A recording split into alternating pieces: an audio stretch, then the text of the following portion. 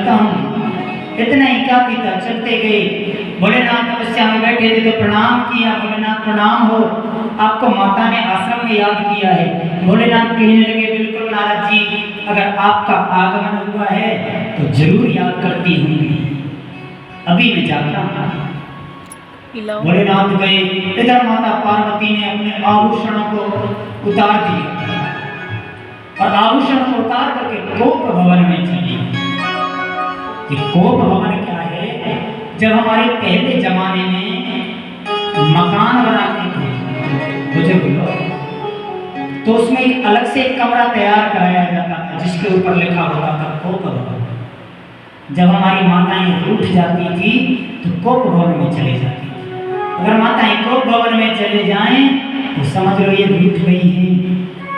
अब तो माता पार्वती कोप भवन में चली गई। भोलेनाथ आए, माता पार्वती से कहने लगे देवी क्या हुआ? बोले भोलेनाथ हमसे मत बोलो। बोले क्यों? बोले आप तो बड़े कपटी हो। बोले हम कैसे कपटी हैं? बोले आप तो कहते हो उनसे प्रेम करते हैं, आप तो बनावटी प्रेम करते हो, बाहर से भी काले हो और आप तो अंदर से भी काले हो। भोलेनाथ कहने लगे देवी क्या कह रही है? बोले हाँ। बोले आज तक एक बात आपने हमें नहीं बताई। बोले क्या? बोले आपके जो गले में जो मुंडों की माला है इसमें किसके मुंड लगे हैं? भोलेनाथ कहने लगे देवी आपने कभी मौका ही नहीं दिया। बोले आपसे हम इतना प्रेम करते हैं, जब आप अपनी देह को त्याग करके इस मृत्यु लोक से जाती हैं तो आपके मुंड लेकर के और अपनी माला में पूरे लेते हैं। आपसे इतना प्रेम करते हैं और आपकी जो भस्मी है उसको अपने शरीर पर धारण कर देते हैं। आपसे तो इतना प्रेम करते हैं। अब तो माता पार्वती कहने लगी आप तो कपटी नहीं, आप तो महाकपटी। बोले कैसे? बोले आपने ऐसी कौन सी औषधि का पान कर रखा है जो आप मरते ही नहीं हो, हमें बार बार मरना पड़ता है? बोले देवी मैंने अमर कथा का पान किया है। अमर कथा कोई और कथा नहीं है, यही भागवत कथा अमर कथा है। बोले आप हमें भी उस कथा का रसास्वादन कराइए, हमें भी पान कराइए।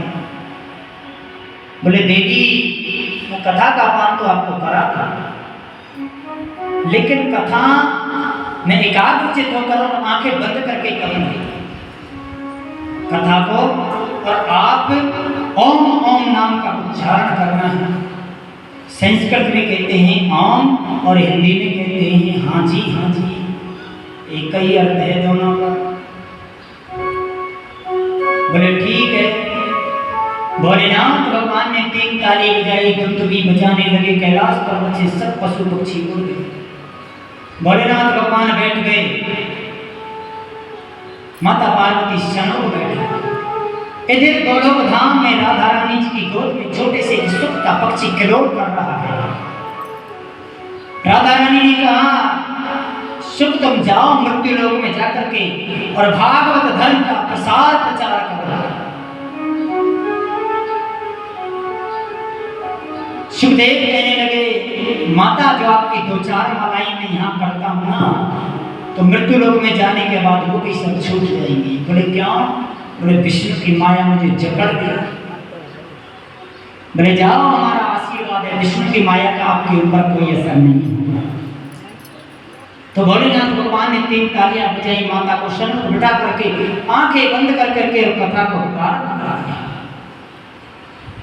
अमर कथा सुंदर करतारी, संशय विहन उड़ावन। पहले दिन की कथा को सुनाया। माता पार्वती ओम ओम नाम का उच्चारण कर रही हैं। पीछे देखा एक अंडा पड़ा हुआ था, कथा के प्रभाव से अंडा साबुत हो गया और उसमें जीव का प्रादुर्भाव हुआ।